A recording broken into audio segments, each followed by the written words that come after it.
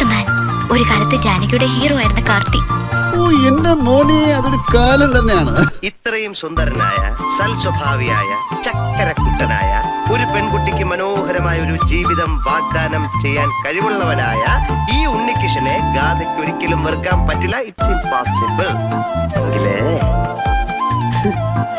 എന്നോട് പറ I love you. ഏറ്റവും അത്ഭുതപ്പെടുത്തിയ അഭിനേതാവ് ആരാണ്? മോഹൻലാൽ. ഇന്ത്യൻ സിനിമയിലെ ഒരു അത്ഭുതം തന്നെയാണ്. ജീവിക്കാൻ ഇപ്പം ഒരു മോഹം തോന്നുന്നു.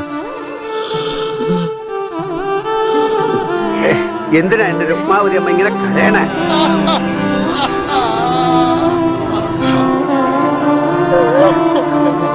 ഞാൻ പറഞ്ഞിട്ട് നീ കേട്ടില്ല.